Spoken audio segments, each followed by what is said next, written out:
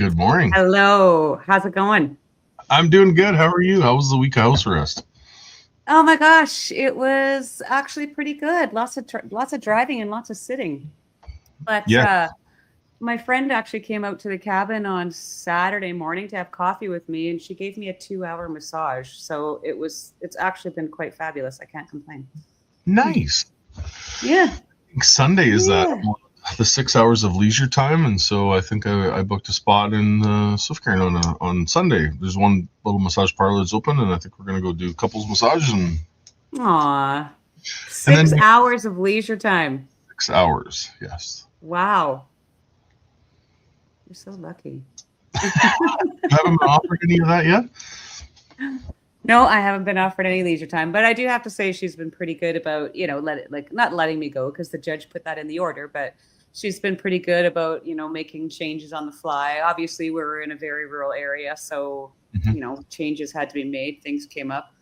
We did have one emergency there one morning where Sierra had to take the baby to emerge in the morning just for an eye infection. But so I had to head up to the farm before my scheduled time, but I just had to email her and let her know, and so that went good. And obviously we're pre-recording our show today because I may be in Ontario tomorrow, flying there for some work training. So hopefully within the next few weeks there'll be an announcement coming out about that. Good. I can't wait. A little bit of Yeah. exciting news, hey? Yeah, it is. And you, how's your week been? We haven't really talked that much this week. It's been a busy week. I have done like no trucking, but a lot of fixing in the shop. The weather's been kind of off here, so I sent a couple trucks up to Saskatoon yesterday, I think it was, and they had to turn around. The weather was kind of bad up there, and hauling a combine when you're 18 feet wide in a snowstorm is not a good thing. And so many people were in the ditch the last couple of days, so I felt it was best just to. We had a shop day. We had a shop weekend. Jonathan's truck is actually on its own power in Swift Current right now. It had a safety today. He's just washing it up and bringing it home. It did not pass safety. There's a few issues there. I was just reading through the list of stuff that got emailed to me. Back mount on the transmission is not fitting properly. It's the little stuff that we missed, but that's why the government has these 6-month inspections for commercial vehicles. And they went through with a comb, and we will inspect. We'll probably be out in the shop all night tonight fixing and getting nothing ready for its stickers. So exciting. Well, that is exciting. Oh my gosh, considering it doesn't seem like that accident was that long ago. So you guys have really been giving her for sure. 3 months, a little Jonathan over. Must be over the moon. Oh, it looks so good too, and he's got his air ride front end on it, and everything's all tuned up proper and prim, and it looks absolutely amazing. So I'm happy for him finally. Yeah. And how's everything been going with your probation officer? Good. Just good.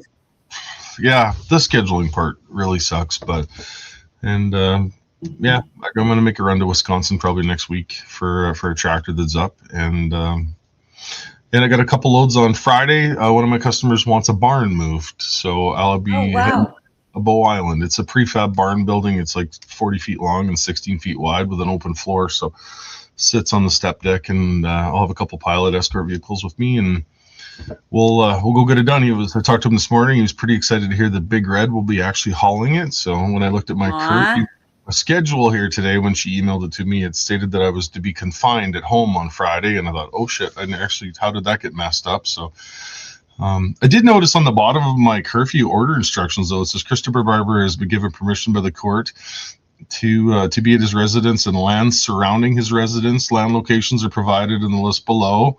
Currently, this will be the home location, and he will be able to travel to his parents' house to assist them with their needs, including snow removal and whatever else they need. So, like right from the perfect. So, I can, if mom and dad need help at the farm, I'm able to go up there. We haven't had enough snow yet. I cleaned my yard out, but dad said his yard was still good. So, if it keeps snowing right now, I'll head up there with the skid steer and clean their yard out later. So nice. Yeah, there's supposed to be a pile of snow coming. Sierra, where we were just at in Manitoba, they're getting hammered out there right now.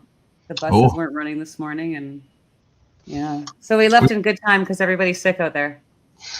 Freezing rain yesterday. It was pretty gross here. Lots of trucks in the ditch. Well, like I said, I'm supposed to be driving to Calgary at 5. I can't leave till 5 because that is in my exemption letter. curfew. I'm hoping that it's supposed to rain and snow here soon, so hopefully it just holds off until I can get there anyhow.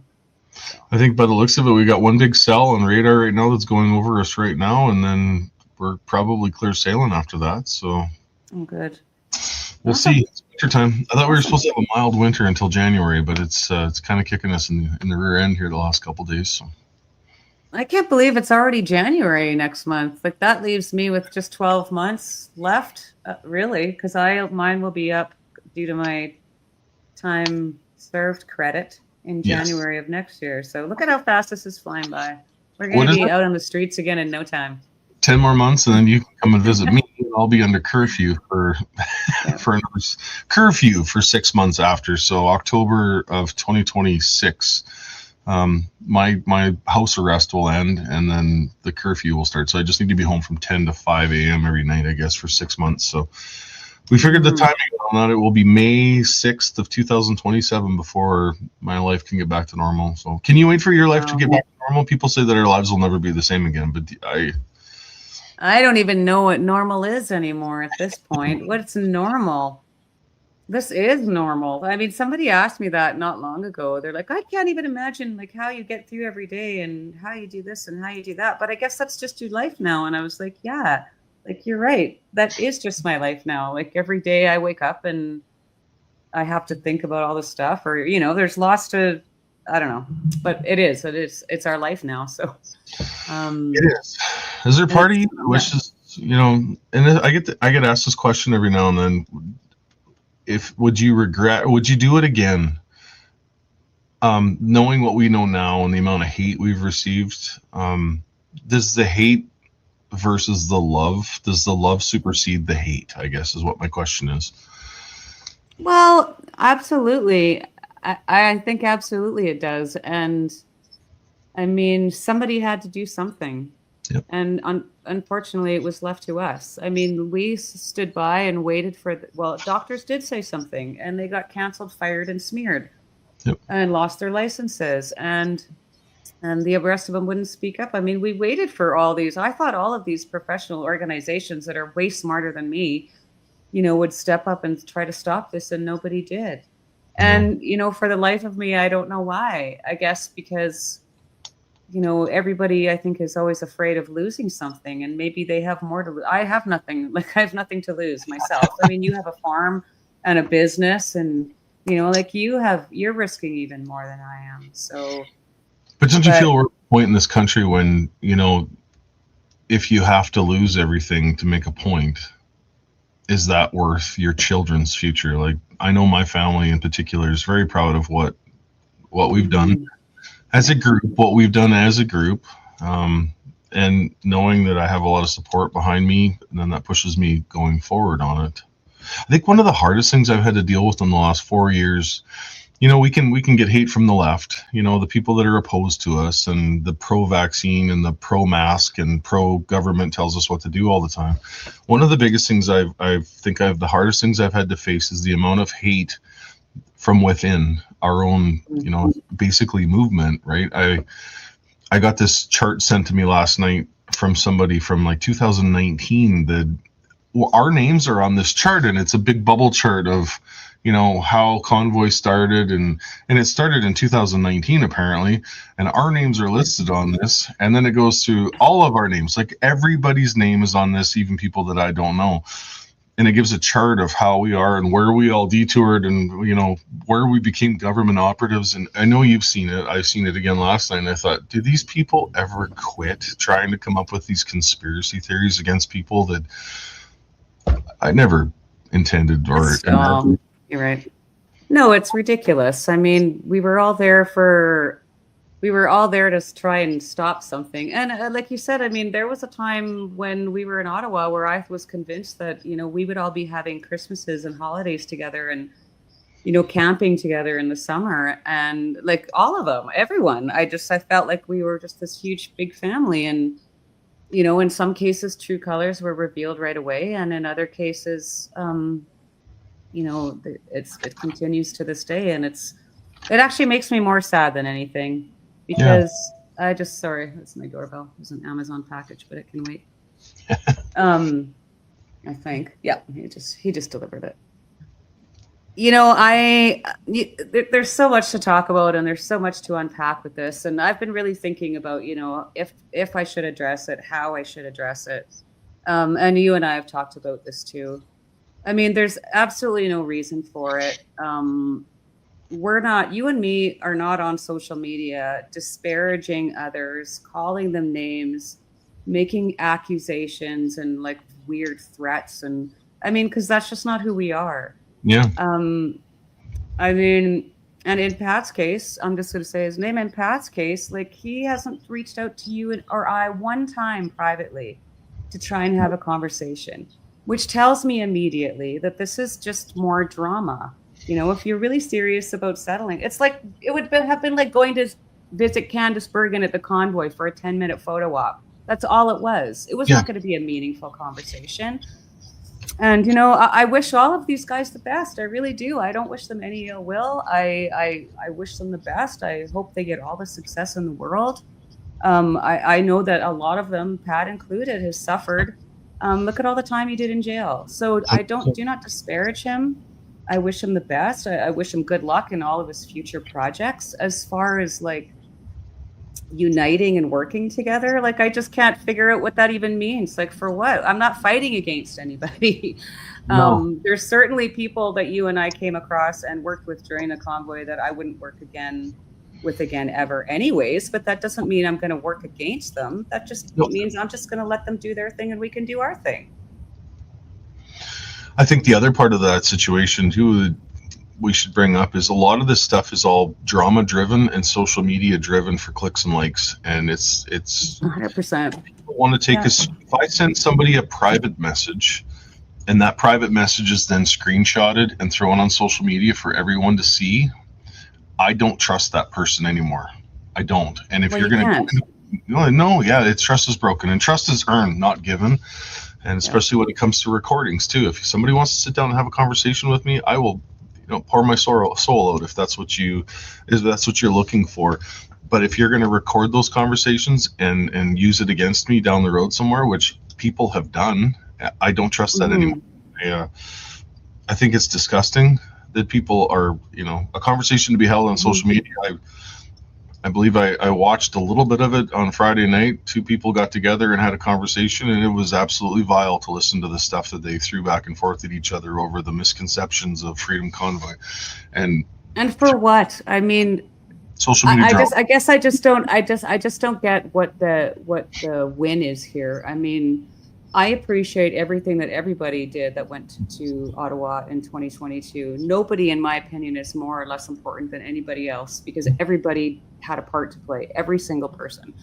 And so why can't we just appreciate that instead of trying to divide everyone over pardon my language, but it feels more like a swinging dick competition than anything else. And I'm just not interested in drama. I just want to, serve my sentence, be a good citizen, help other people if I can, and that includes them. I mean, I've got no problem advocating for help for their legal funds or for whatever they need. But my opinion is we weren't friends before, and we don't need to be friends now. But we don't have to work against each other either. You know what I'm saying? So, and that's the sad part. And I wish that petty bullshit would stop, and it needs to quit. Like right now, if you had a positive experience in Ottawa during the protest, then you should probably speak about that. But if you had a negative experience and you have all these hurt feelings right now, obviously you don't have something positive to talk about. So like my mother's always said, if you don't have anything nice to say, don't say anything at all. That's right. Exactly. Pardon me. That's the reality of it. And it seems like, I had this conversation with a little while. Somebody said, when you order a new equipment trailer, which is my business is hauling equipment, you put an order in on a trailer. Usually 8 months to a year before you actually take ownership of that trailer, they build it. And so I put an order in for a new equipment trailer in, I believe it was the fall of 2021. And I took ownership of that new trailer in, I want to say it was May of 2022. I've had to explain to people out here because they're like, oh, Chris bought that trailer with Convoy money. It's a corporation. It's my company. It is a lease agreement that I have with the financing company. And I have a lease payment on that trailer every month. That's how I make my money. I shouldn't have to be accountable to some of these people out here who grasp like that when it comes to how I run my business or what I do. And that's exactly where we are now. Now they expect me. It's like I owe them something. I'm sorry, but I don't owe anything. Well, and somebody, I think it was just a bot anyways, and I shouldn't have even responded, but somebody had put something up on Twitter today, X, about the money again. And I just thought, two things. Number one, it's a Google search. Yep. And so if you truly are concerned about where that money is, you're actually going to put in 5 seconds of effort and search it up. If you did that, secondly, you would find that is probably the most investigated money in Canadian history. It has been investigated by the RCMP, by the Ontario Provincial Police, by CSIS, by FinTrack, by the Government of Canada, by Ottawa City Police. And so if you're still hammering away on that, obviously you don't care, and you're just a troll. All that information is out there. The people that are making all these wild accusations are the ones that have something to hide. That's usually my experience with things like that. But well, I've been accused of spending it on some things too, but it wasn't trailers. I think we had a saying for it, but I don't think we can say it on the show. Yeah, we'll leave it. People will continue to grasp at everything. I mean, my gosh, I've worked hard for my whole life and built a business. CB Trucking will be 20 years old next June. Believe it or not. Wow. Well, that's kind of cool. And the girl that looks after my website, Kim, she made a calendar for Big Red. Oh, great. Yes, I saw this on a video. Yeah, even we got 12 months here and Zippy's in there. Aww. One of my favorite pictures. It's got Jay's truck in here. One of my favorite pictures was diesel photography in Nisku a few years ago, the truck show. So I think we got a lot of people out there requesting these, and we got 100 made. They sold really fast, and then people were kind of upset because they didn't get a chance to get them. So we purchased another 100 from the printing company, and we're going to put those on the website. They'll be up. Do you have the link, Andy? And I'll put it up on the. I can put it up in here, and we can put what's the link? BigRedMerch.ca. And if you go to BigRedMerch.ca, it'll take you to the trucking company website, and up in the corner top menu there is a button there, and it'll take you to the store. So take a peek at that and take a sneak around. There's some different stickers and hoodies. You can get the fringe stickers that are over my shoulder there. Some Big Red. I know. I just found this hoodie. I thought I lost it, and I was just about to let you know that I needed a new hoodie, and I found it. I found it. So you're good. Fantastic. Do that again. Yeah, Big Red merch. Yeah, that's pretty awesome. Yeah. Well, this was obviously a pre-recorded episode because Tamara is going to probably be busy on Thursday night. So we thought we'd sit down on Wednesday afternoon and put it up. So there'll be no comments on this one or live chat on this one, of course, but that'll be for next week. And I'll probably be stuck in the truck somewhere. If I got to go down to Racine, Wisconsin, I'll probably leave next week and I load a little Keys tractor probably Wednesday, Thursday, and make my way up. Of course, I have the forfeiture hearing on Big Red on Friday, December 19th. Right. And in that court, the 19th.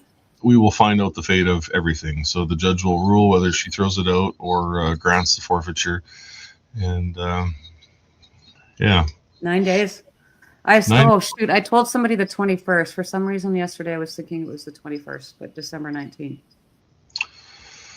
Yeah. Okay. There's a lot on the head. Yeah, I don't know. I wonder what that's a lot. I mean, honestly, I think she has to throw it out. That's not going to stop the crown, obviously, but I think she pretty much has to throw it out. This is just unprecedented. It's political persecution, and I think people need to wake up. That people that aren't seeing that right now is just see the vindictiveness and viciousness of the crown right now when it comes to how hard they. I was thinking I did a little thing on my TikTok last week, and I just said tales from the trial, and 7 people testified against Tamara and I at the course of her trial, and none of those 7 people had any personal interactions with Tamara or myself during the convoy. But did they sure make some outlandish statements? And then I was going to do another one, and maybe we should talk about it now. It was September 5th of 2023. We started our trial in Ottawa. It was supposed to be a 16-day trial. How many days did it end up being? Do you remember? Was it 55? I think it was 50. Yeah. I did an interview with the guys from Blender News this morning, and we were actually just talking about this exact same thing. Yeah, it was supposed to be 16 days and end in the middle of October, and it actually stretched out over 2 years. And I think it was like, yeah, 50 days. Or it was just a little bit more than I think my jail time. So, and I mean, the crazy thing is that Paul Bernardo's trial, I try to bring this up because Paul Bernardo's whole trial was over in 4 months. 4 months. So, this is a man that was convicted of doing some really terrible things. And, it's just unbelievable that it took that long for a mischief. That doesn't happen in Canada. It's never happened before in Canada. No. Well, even Guilbeault didn't have a mischief trial. He paid a $250 fine and probably had probation or something. And become a member of parliament with a pension, for crying out loud. Yeah, that's right. Do you remember the start of the trial, though? And this is what I was thinking about last night, was there was a drive-by shooting in Ottawa a week before our trial started. And I believe it was 1 or 2 people lost their lives, and it was a Somalian wedding drive-by shooting, and it injured a bunch of people.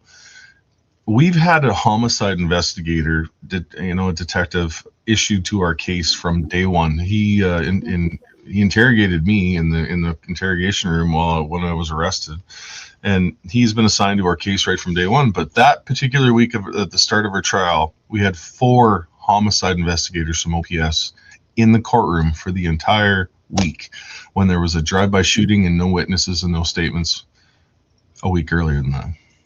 Mm-hmm.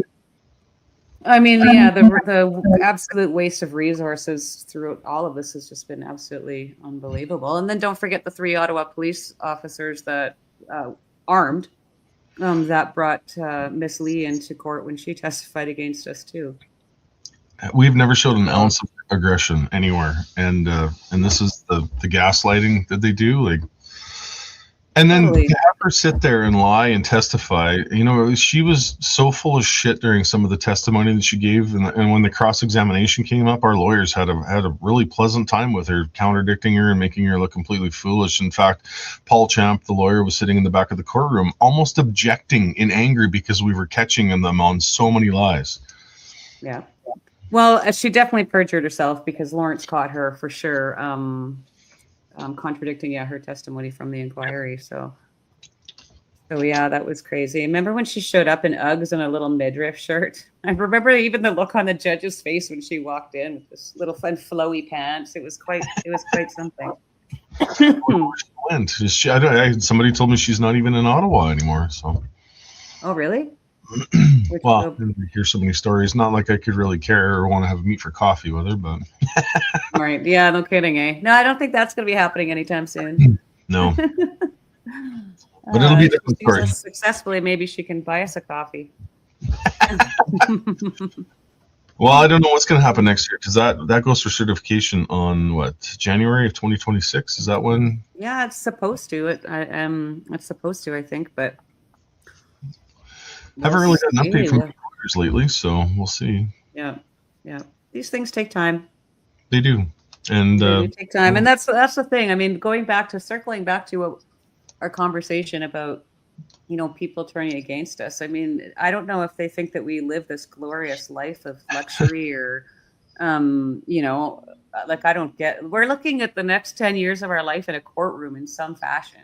Yep. Between the civil suit, and plus our own suits, right? So, I mean, there's absolutely nothing glorious about it. I just don't get it. Well, I heard somebody speaking the other day that we have handlers that monitor us. Yes, right. Did you hear that? We have handlers that watch us, and we've been instructed by our handlers not to have a conversation with other people. We have handlers. I'll tell you who my handler is. He's 11 pounds, and his name is Zippy, sitting at the top of the stairs up here, staring at me, wondering when his next meal is going to be. That's my handler. Yeah, no doubt. There's no I have one of those too. Political operative, control opposition, and I just about think I've heard it all. Oh my gosh, what did I just get accused of the other day from that guy, David? I was a Biden CIA operative. And I'm like, yes, David, you found me out. Yep. I am a Biden era CIA operative, of course, and see also Russian asset, Elon Musk's bestie. I put because apparently he fixes the algorithm for me so that my posts get a lot of reach. We're tight. Tamara, CPC shill, liberal plant, like you name it. Now you're just being a Chad now. Come on. Yeah, that's right. Just being a Chad. Oh, George Soros funded. I'm funded by George Soros. I mean, I don't understand, where people come up with this stuff. And we've talked about this before. Like, why everything is not a conspiracy theory. There's definitely a lot of things, but I mean, every single thing is like not a conspiracy theory. We're just like regular, boring people, in my opinion, right? Like everybody else was in this whole movement before this started. I mean, 100%. It was just a group of Canadians that wanted to stop what was happening. Yep.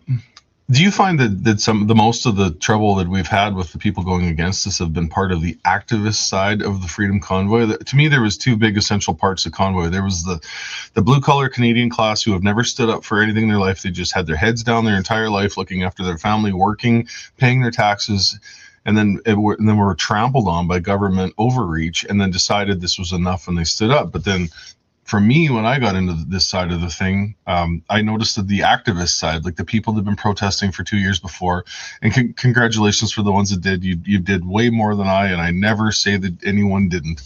But it seems like some of those people were the ones, the leaders of that are the ones that have given us the most amount of, divisiveness. Well, there was definitely a lot of groups that came in, with ulterior motives. I mean, I don't for a second think that anybody went there with 100% negative intention. I mean, I guess that's not true. There was definitely a few agitators there, I would say. So that's probably not true. But I think the majority of people were all there with the best of intentions, but also with their own agendas, as we saw with some of the groups that we dealt with. And it was quite an eye-opening experience to see some of that attempted manipulation happening in real time. And yeah, I'll remind you too that up until 2 days before convoy, you were going to stay home and manage social media. 2 days before. So it was, us having this conversation, trying to convince that it was a good idea for you to take part, because it would be a good thing to be part. So, well, yeah, and that just goes back to the people saying that I was paid this or paid that, or I'm working for this person. Like you just said it. I mean, I'd never talked to you before January the 13th in my life, which is even kind of funny because we've probably passed each other in the Medicine or Swift-Current Mall or on the highway, or been in the same restaurants because we are from the same area in Saskatchewan. But I mean, like you said, I wasn't even planning to go. It was Friday morning and we were leaving on Monday, and I looked at Dwayne and I was like, I have to go. Like, I mean, by that time, we were so deeply involved in the organization and the GoFundMe stuff. And I mean, it was just, I don't know how, well, you guys would have managed just fine without me, I'm sure, but it would have been difficult to do the stuff that I had to do. Remember, you were the spark that lit the flame. And you were. I think it was. I think you resonated with so many people out there. You resonated with a certain group of people in Canada that needed a change, and I resonated with a certain, like the truck driver class, I guess. And then there was other people who were organizing. Then and just like Pat, so did Pat. I mean, and so that's a good thing. We all had our roles. Everyone that was there had a role to play, and I think everyone should be proud of what they did and their participation for the most part. I mean, I'm sure mistakes were made. Nothing, especially, that was the most organic. Like, we were literally basically flying by the seat of our pants. 100%. Excuse me, the whole time, because we didn't know day to day, hour to hour, even sometimes what was coming. So, I mean, like there's just no need for all this negativity and this ridiculousness. No, and it seems like it's been maybe this is, and sorry to anybody listening, this is kind of maybe our venting session on what we've been through in the last 4 years. But I've always said this too, and I've said this to you many times, that if you and I had a huge disagreement where we couldn't see eye to eye on something and we had to walk away from each other, I would wish you the best, and I would not trash you or slander you or take text messages and screenshots and recordings and post them all over social media for public attention. That's just not who I am as a human being, and I know that you would never do that to me either. Uh-oh, now we froze. Tamara froze, and she's back. That was so weird. I just lost you there. So Yep. I heard you. Sorry, you were saying, that you wouldn't trash talk me. You would just carry on with your life. Yeah, it's not such a hard thing to do. You know, you be better as a human being to not do that. Yeah. Will I defend myself exactly. against crazy accusations? I usually will. I find that sometimes when you start defending yourself, you've already lost. So the best thing to do is ignore them. My theory is I play with them. I have a little bit of fun and I mock them. I think there's a lady on TikTok right now. I'm not kidding you when I say this. She has 100 accounts and she keeps coming after me on each one of them. And she thinks I'm controlled opposition and part of the WEF, and I'm part of the New World Order and 15-minute cities. And I give up. Wow. I've made fun of this person multiple times. I can't do it anymore. And so I started hitting the block button. But every few weeks, she finds me again on another account. And I think I heard her say that she had like 99 accounts at one time. Why do you need that many accounts? That's too much time on someone's hands, I would say. Like, holy cow. Email address up there. If anybody's watching this right now and have suggestions for the show, please email your suggestions. Are you getting many emails on that, Tamara? I have. Yeah, I actually have got some. I was actually thinking I'm going to give you the password so you can get in. But I mean, I can start reading some of them too. I just don't have it pulled up yet. But I mean, going forward, I've got some really great emails. And for the most part, anyways, some spam. No real hate mail yet, but I'll definitely be sharing that with you once once that starts rolling in. I'm sure it's not too far off. So 18house.rs@gmail.com if you have any suggestions or comments, there's any guests you'd like to see on the show, or if you want to just send us some hate mail, obviously you're more than welcome to. It's a free country still so far, kind of. Tamara will forward them to me and I will respond. Yeah, that's right. Oh man, I was going to say I had a point there and I forgot what I was going to say. But yes, you're right. I mean, I guess that's the thing. I mean, I can't see you and I ever disagreeing on something that we couldn't just talk out, first of all. Like, I mean, just neither one of us is just really into drama. I've got so many more important things to focus on and worry about than what those guys are saying about me. I really do. I mean, I've told you this a million times. Most of the time I forget they even exist, and that's not to be rude. It's just that I've got stuff to do. I've got more important things to worry about than what people think of me or say about me. And my dad always said to me, what other people think of you is none of your business. And he's absolutely right. So again, I wish them the best, to take care, and good luck in all your future endeavors. Some of these people have their own shows. They're welcome to have whoever they want on their show. They're welcome to say whatever they want on their show, just like you and I are welcome to do the same with our show. We have a platform. I mean, that's right. And like I said to you, when we decide to turn this into a soap opera, then we can go there. But until then, no thanks. If by us having some of these people on our little show here, where we like to try and just speak about our experience and be positive about it, if we have somebody on here that's going to cause a bunch of drama and turn it into a soapbox, then I think we lose the integrity of what we're trying to do here. So we need to stay away from that. I'm not here for drama. I will obviously play with drama on my social media platforms, but I would never do that on this show. Yeah, right. Exactly. My God. Just thinking about this now, I've been accused of being part of a child sex trafficking ring. Yes, I know. Agriculture businesses in the province I've been accused of breaking people's airlines on the front of their trailers. I've been accused of killing animals and having them thrown on the doorsteps of And then she actually has the audacity to say they should talk to us and we should unite so we could work together. Like, unite for what? You basically accused you of, some pretty terrible crimes. Oh, horrible. And some pretty horrible things. Like, what would those, I don't even know if I can say them on here, but, basically accusing you of attempted murder and child trafficking. And there's just some stuff that you can't come back from. And there's some people that are so emotionally unstable that, there's no project on the planet in which I would ever work with some of them again. No.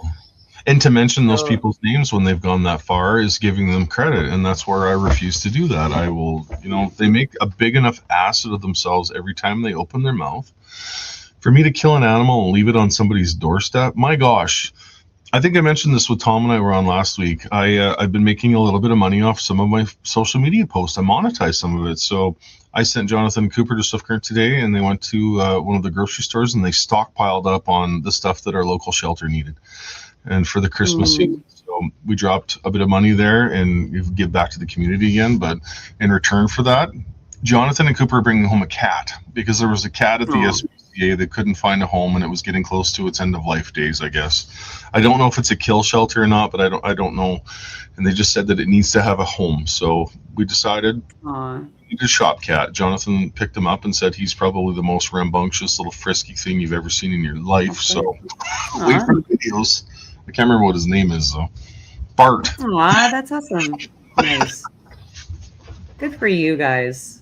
Yeah. Sorry, I'm catching a cold. Sierra told me everybody in Manitoba is sick, so I think I'm catching everyone's cold. My mom and dad are fighting through it right now. My mother's sick as can be and coming through it. So there's a flu and a bug season around. One of my pilot truck drivers was down for about 2 weeks for whatever it was there. So thankfully my traffic coming through the farm here is pretty quiet these days. So hopefully I can make it through the bug season without getting the virus. Yeah, no kidding. No kidding.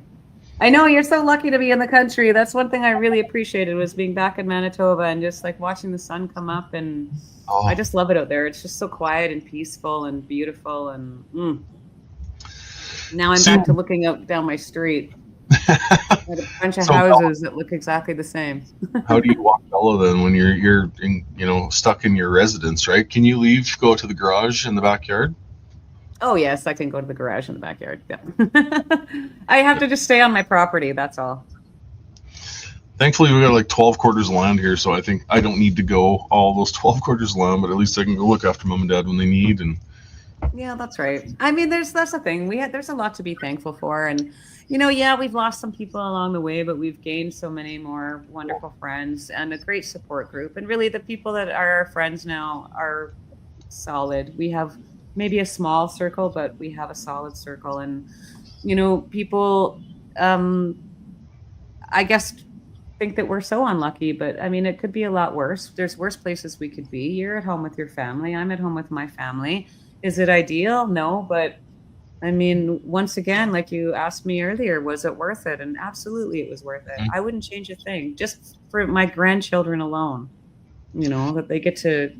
They asked me again on that interview this morning, about remorse. And I said, for me to say I'm sorry would be a slap in the face to everybody that stopped planning their suicide or, got to go see their grandparents in a long-term care home or any of those situations that we've talked about so many times. But how do you apologize to those people?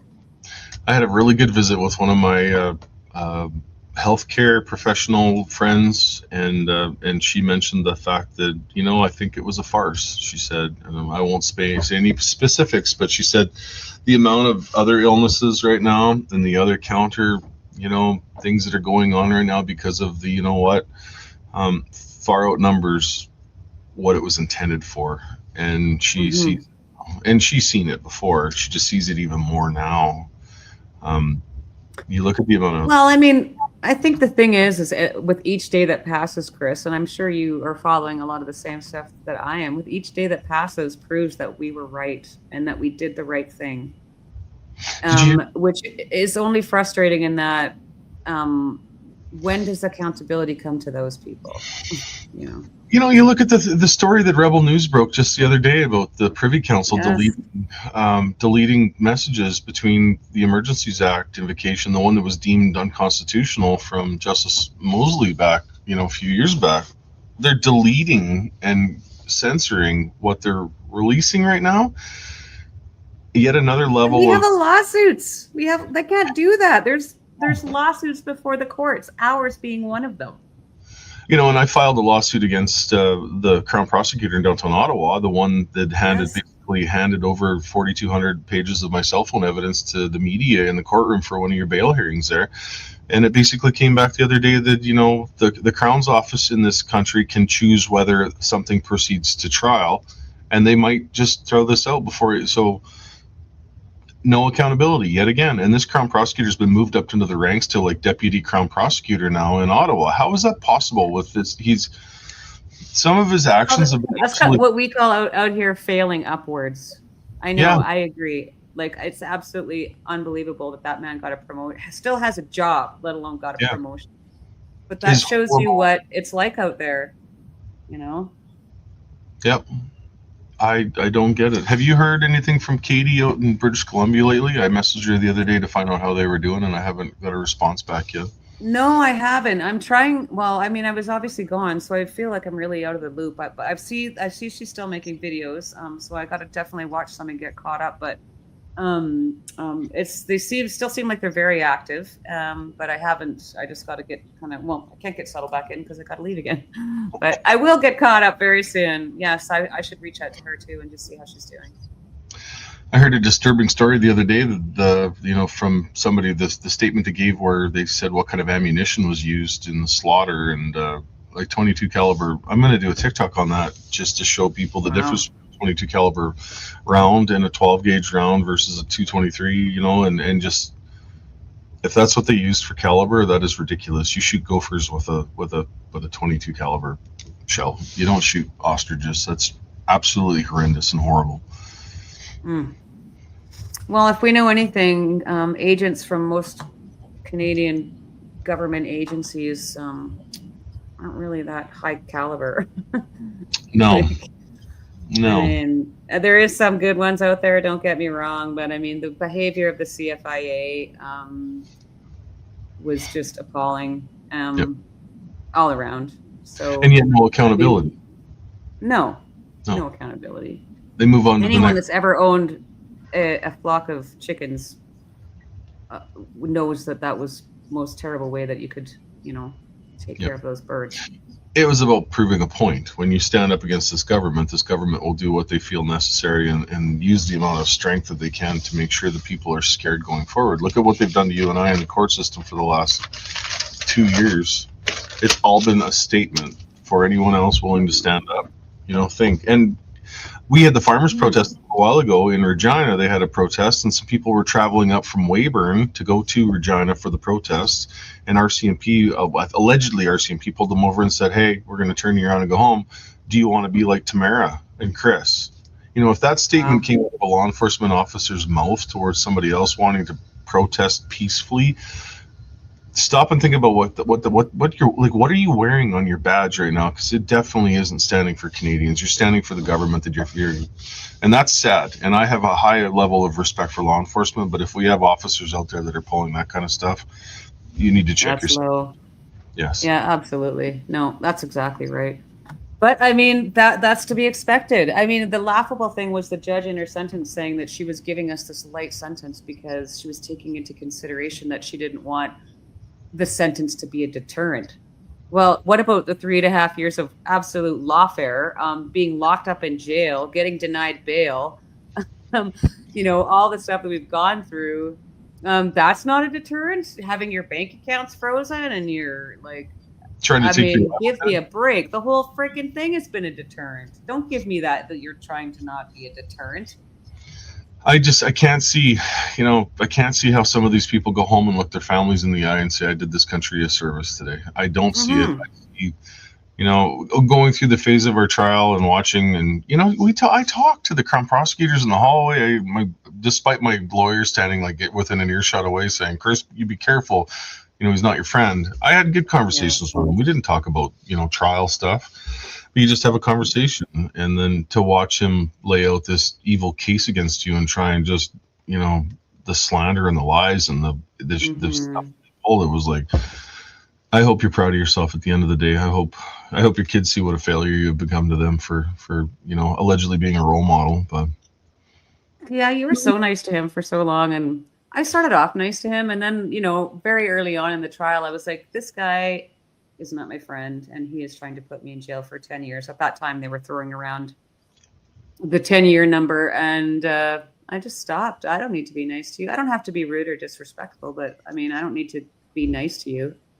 I don't hate So, you, but I can strongly dislike, to watch him even through the forfeiture hearing when he was like, well, Chris has other trucks out there. There's Old Blue, so he can just give us Big Red.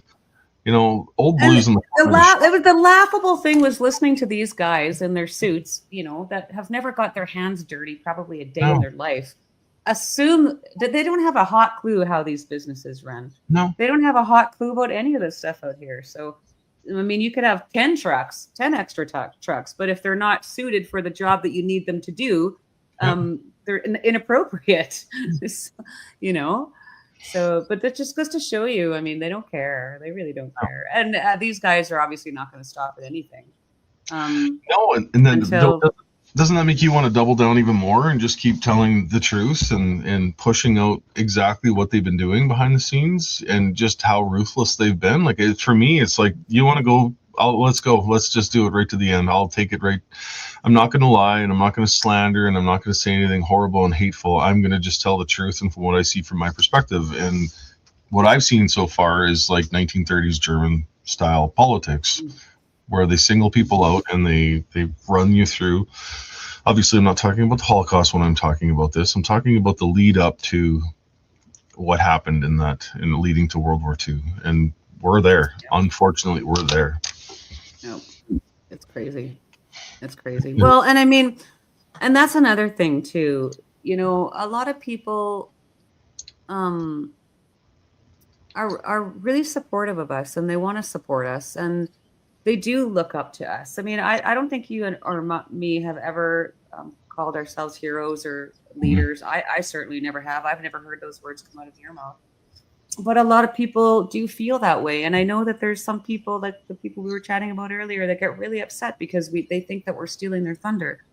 But we're really not. And in a lot of instances, it's because of the way that we've handled ourselves throughout this trial. It isn't just the 3 weeks that happened in Ottawa that we've been dealing with. I mean, take all the credit you want. Call yourself the leader, call yourself the king or the queen. I don't care.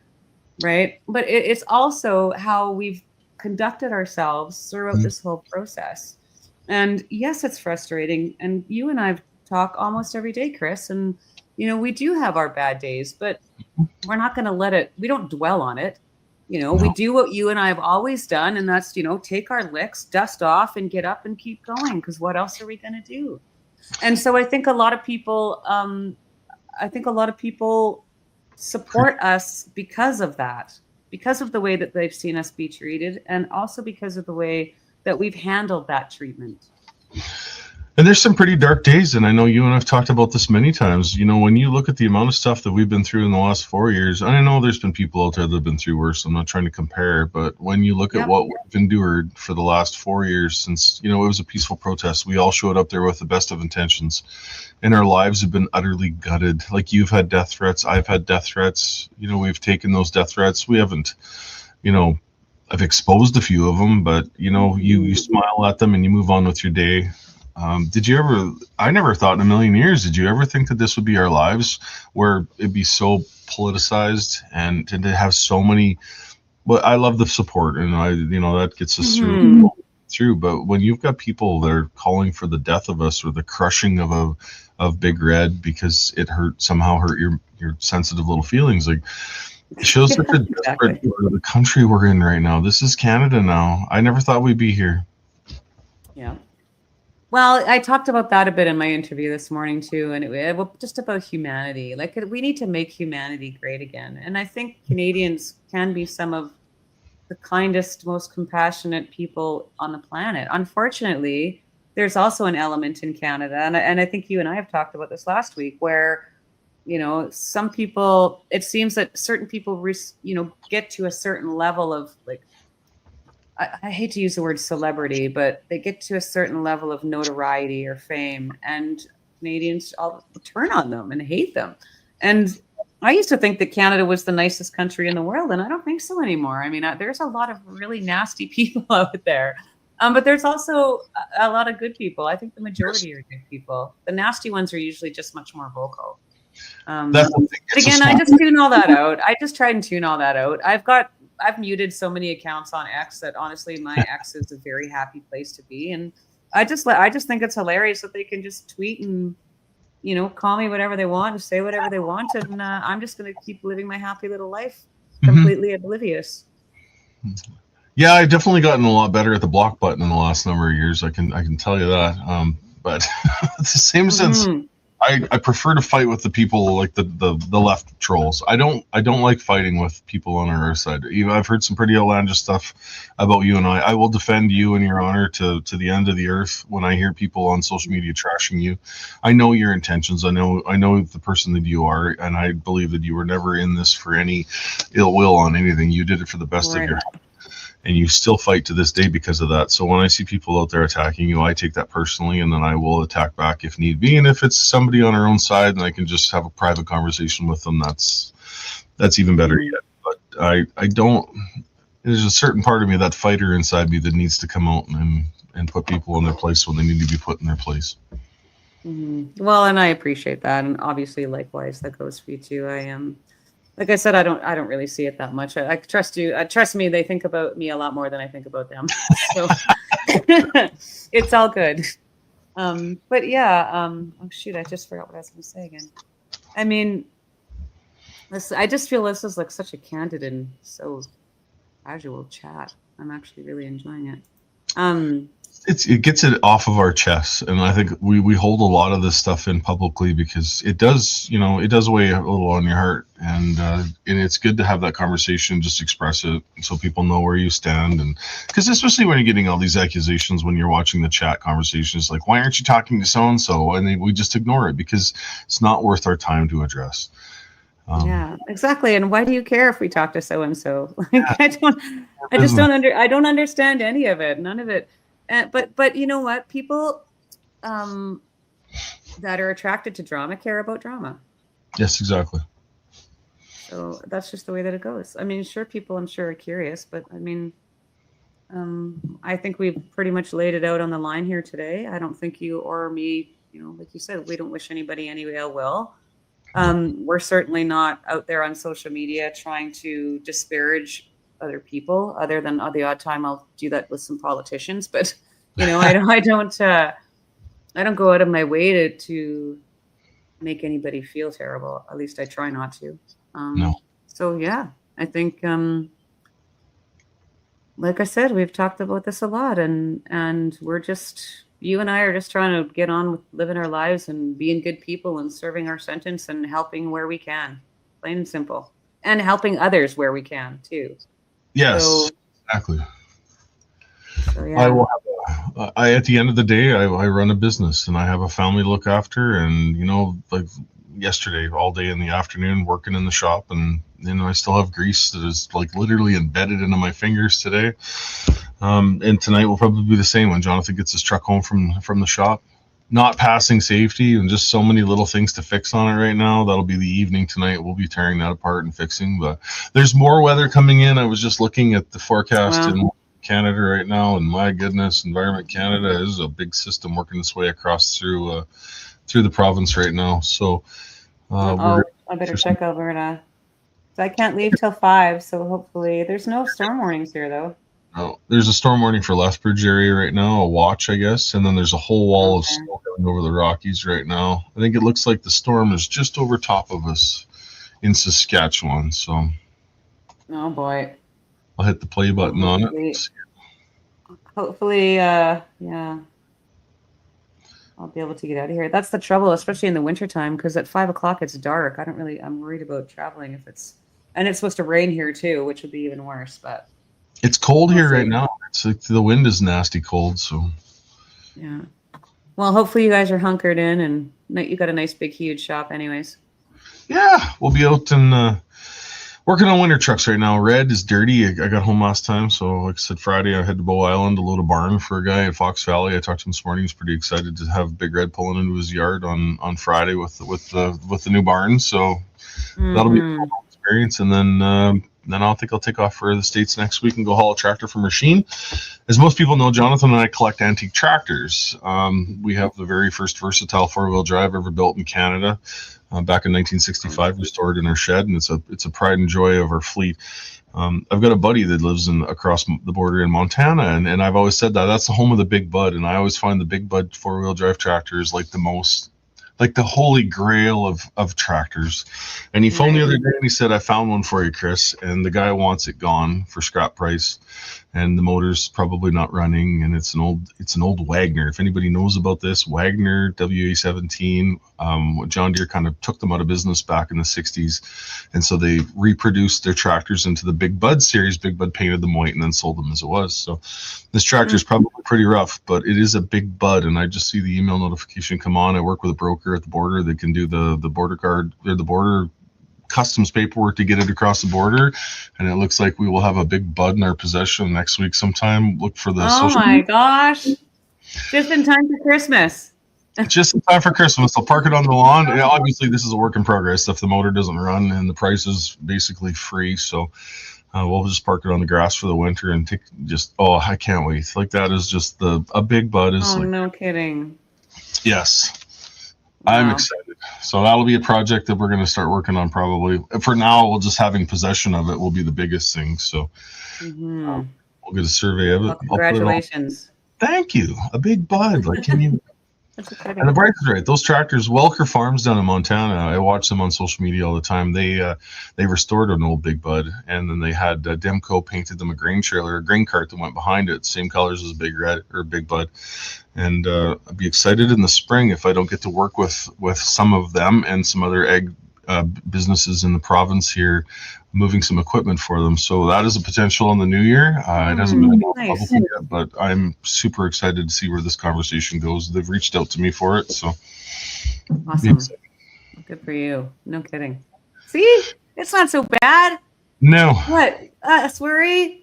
Just out here working away and doing the country good, keeping the country moving. And that's right. Exactly. I can't wait till you can announce what you're going to be looking forward to in the future here. I know. Yes, very soon. Hopefully in a couple of weeks we will. Couple weeks, good.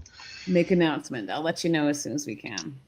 Are you intending on writing a book or anything? Yes, actually, that will be coming. That is in just the very beginning stages of book number 2, so that will be exciting. We've got my first book finished up at the end of the inquiry, I think it was. I remember that you were making phone calls every day to help.